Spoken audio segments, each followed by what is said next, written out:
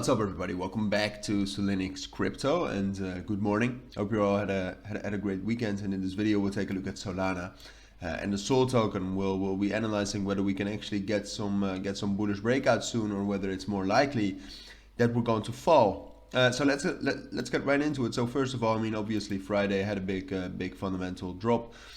Nothing out of the ordinary for Solana. I mean, this became a little bit more bearish because of the radium hack that happened. It wasn't a big hack, it was only like 2 million, which in is still a lot of money, obviously, but for crypto, that's actually, I mean, it's not that big of a hack.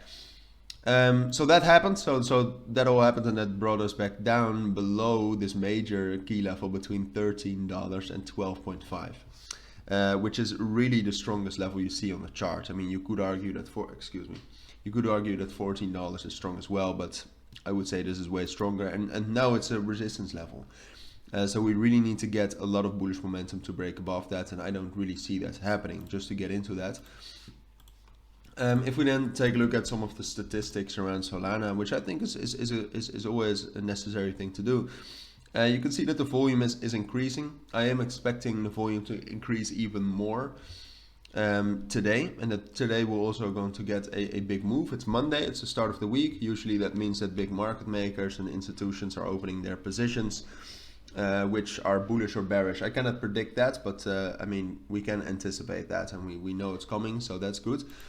But apart from that, right now, Solana itself, the ecosystem, it's not in a great spot. It's losing a lot of developers. The total value locked, I mean, obviously, ever since what happened with FTX, it has crashed down.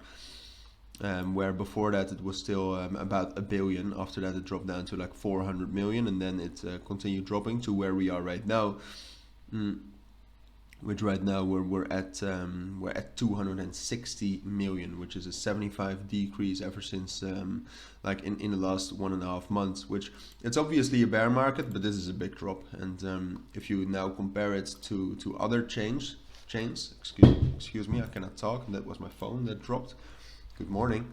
If you compare it with other chains, I mean, it's now under Kronos, which, I mean, it's not even a great chain. And Phantom, it is a great chain. All the other ones above that are good chains, but Solana should be in there. Solana is one of the most developed chains out there. It has great partnerships. So this is, I mean, you could argue that right now it's undervalued, but there are some bearish fundamentals around the project as well. Like, its intrinsic value has definitely decreased. So with those bearish fundamentals around Solana, and then I would argue that there are actually, like, economically, the dollar strength index is falling, which is bullish for crypto. But then on the other side, you still have a lot of fear in the market, right? So altogether, the fundamentals for Solana are probably a little bit bearish. I am expecting a bullish move today throughout the markets. So what that could look like for Solana is that we reach into 12.75 and $13. But that we find resistance there, maybe take a break retest off of 12.5. But essentially drop down to $12 and stay consolidated on top of that. And then if the market really becomes more bullish, so if, for example, Bitcoin is able to get towards 17,600, maybe then we can actually think about breaking above $13. Because $13 is really the only thing we want to see from Solana. Is there a way we could see that today? Yes, but the chance of that is just so ridiculously low. It's like 5%, I would say. It's a very low chance.